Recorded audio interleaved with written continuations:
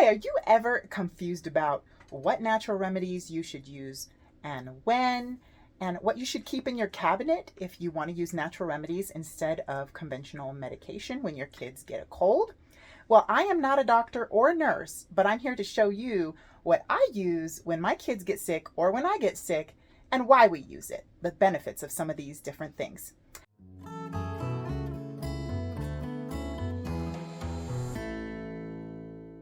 Hi, I'm Jenny, and welcome to Missionary Moms, where we help you to be a better missionary to your first mission field, your children, and to those around you. Come with me and let's check out my medicine cabinet. So here is pretty much the array of things that I have on hand when my kids get sick or I get sick. I have other things in my cabinet, but this is pretty much my go-to array of things. Actually, there's two other things that I am missing in this batch that I usually keep on hand.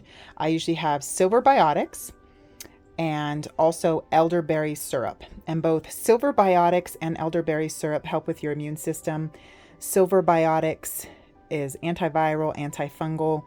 It's amazing stuff. And what's nice about it is that it is tasteless, so the kids can eat it very easily. Elderberry syrup is also one that's really tasty for the children, and that one also boosts the immune system, among other things. All right, let's head right into colds and fever. So what I do is I like to try to boost their immune system.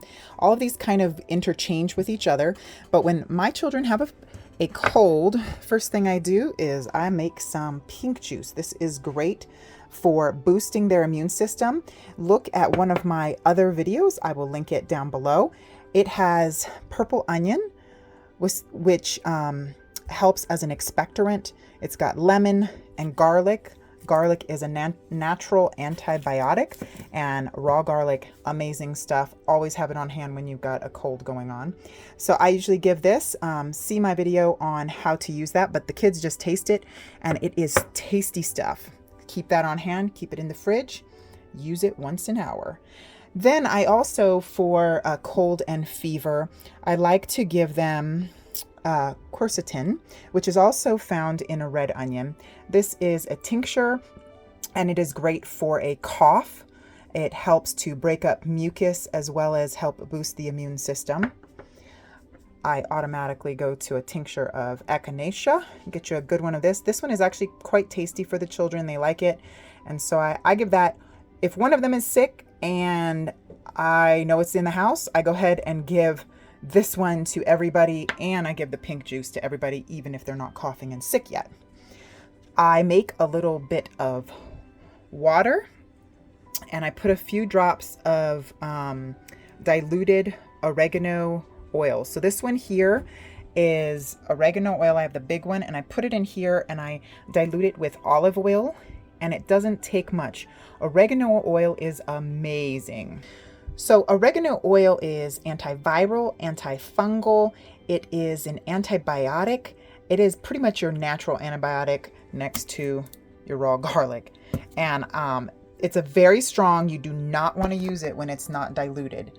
And so I put like a drop or two in a glass of water, and then I use stevia drops to sweeten it. I put like 1 or 2 drops of stevia. And then I also put in that same concoction GSE, which is grapefruit seed extract. And this one is actually more of an antimicrobial type of thing. It's gonna help with free radicals in your body. This one is not completely necessary when you have a cold, but I just go ahead and put a drop, 1 to 5 drops in it. This one's also a little bit bitter. So again, I use the sweetener, and also make a little concoction with that. Next, I put, this one is a good one for a cough medicine / suppressant. This is a wild cherry tincture. This one actually tastes fairly good and the kids like it. Follow the instructions on whatever tincture you get, but it helps break up mucus as well as it's a cough suppressant, natural. So if you're having a hard time sleeping, that's a good one. Now, boosting the immune system, Again, a lot of these are crossovers, but you're going to have your D. Your vitamin D is a very important vitamin when you are sick. So you can even up the vitamin D, especially if it's in the winter. Most of us don't get enough. It is a fat soluble vitamin, so you can overdose on it, but most of the time the recommended amount is much lower than you can ever overdose on it.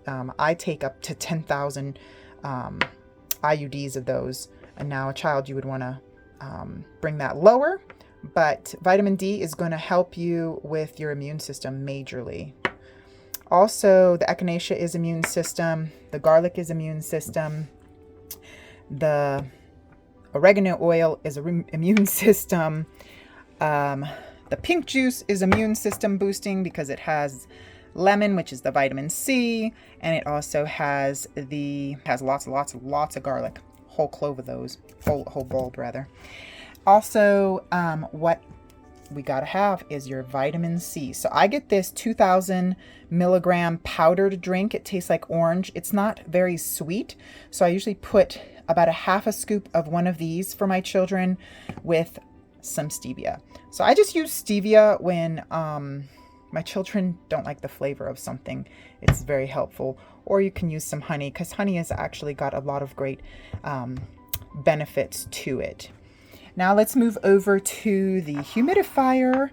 I like to have this going when we got sickness in the house, and I take my strong undiluted oregano oil and I put a drop in there. It's very strong, and also a couple drops of eucalyptus oil. Eucalyptus oil is for congestion. It's kind of like Vicks Vapor Rub type of stuff. You put it in there, and the oregano oil actually will help purify the air so that others do not get sick, and that is helpful. So if you have congestion, I like to keep on hand a natural chest rub, kind of like Vicks Vapor Rub, but this one does not have petroleum jelly. You can put it on the feet with socks over the feet and then put it on the chest, and that helps with the congestion. Also, I have an array of teas that I usually do because we're trying to get a lot of liquids that your children are hydrated. That is a huge key. Out of all of these things, you want them to be hydrated. So lots of water. If they are not willing to really just drink water, you can squeeze some lemon in it. You can put a stevia drop or two in there. It does not it doesn't do like sugar does, where it messes with the immune system. So that's why I like stevia. But you want to get them hydrated. That is a very important thing no matter what kind of sickness you have, because cleansing the body, it has to have water inside. So what do I do to get some water inside? We've got different teas, throat coat, so that's if they have a sore throat. Breathe easy, obviously if they have chest things, breathe deep. And then also I will sometimes throw this in. Be aware this does have sugar in it to sweeten it, but it does have, this one you can also get the zinc. Zinc is very important for immune support, so you can get the version with the zinc in it. I'll give my children usually one of these, especially if they're having a hard time getting liquids down. And oh yes, which makes me remember that zinc is very important for when you're sick. So besides the vitamin D, we do zinc and sometimes a multivitamin if I have that on hand. And hey, stay tuned to the end because I'm going to tell you why I like fevers, why fevers are really good. And also comment below, what kind of natural remedies do you guys like to use when you got the typical cold, flu, sore throat, fevers? Let me know. I'd love to hear it. And last but not least, when you have a sore throat, I usually keep a few cough drops on hand. Ricola is really good. They do have sugar. Keep that in mind. And sugar does deplete the immune system. But I find cough drops help me. My daughter does not think it helps her. So go figure. Just do what works for whoever wants to take the cough drop. But for a sore throat rather, this is called activated charcoal. At any time I start to feel a sore throat come on, I bring out this stuff. Activated charcoal is not like charcoal that you get from your stove after a fire in your fire pit. It is medicinal. You can get it from Amazon. I'll put a link below. But it is pretty much tasteless in my opinion. My kids would probably beg to differ on that one. But you take about a teaspoon of this, you put it in some water. Make sure when you do your water to charcoal mixture, if you're doing about a teaspoon and maybe a half a cup, then what you're going to want to do is you want to make sure that you put the charcoal into the water. Don't put the water into the charcoal, it will go poof. So always have your water, then mix your charcoal into it. And stir it up. You can add stevia drops if necessary for drinking. You can do that right as you feel a cold coming on. You can go ahead and take a little bit of that. It kind of absorbs toxins in your body. It has a powerful way of absorbing. They actually call it adsorbing. So something also use charcoal, activated charcoal for, is once you have a sore throat or you just start to feel it come on, you can mix a little water with the charcoal, and instead of drinking it all the way down, you can gargle it. And what it's going to do is it's going to absorb any bacteria that's causing that sore throat. And it's amazing. And it also draws a little bit of blood to that area because you're gargling. So it's causing blood flow. And which brings me to something I didn't have on the counter, which is your salt. I prefer Himalayan pink salt. And you can also do the same thing if you have a sore throat. Mix like 1/4 of a teaspoon of this in some water and gargle, gargle, gargle, spit, spit, spit. We also here have charcoal tablets, which if your children can swallow tablets, you can do that, or yourself. These are actually amazing for like a stomach, like if you've had food poisoning or just a really bad stomach ache. This is actually really good for that. And you can use the powdered or you can use this one. I prefer the powder. I feel it gets into the system faster. Just be aware, use activated charcoal. You need to be sure to drink lots of water, as I said before, but really with charcoal, because it absorbs, and in order, it can kind of actually constipate you if you do not drink enough water. And don't do the charcoal when you're eating, because it absorbs the nutrients in your food. Don't take it at the same time you're doing some of the other medicinal things here, because it will counteract that. So you'll want to do it kind of like separate, kind of empty stomach type of thing. So this throat coat spray is actually really good. It kind of soothes your throat and kind of numbs it. I think it has clove oil. Let's see. Yeah, you could also use clove oil. I don't keep that as a regular one. And then you have honey. Good old honey.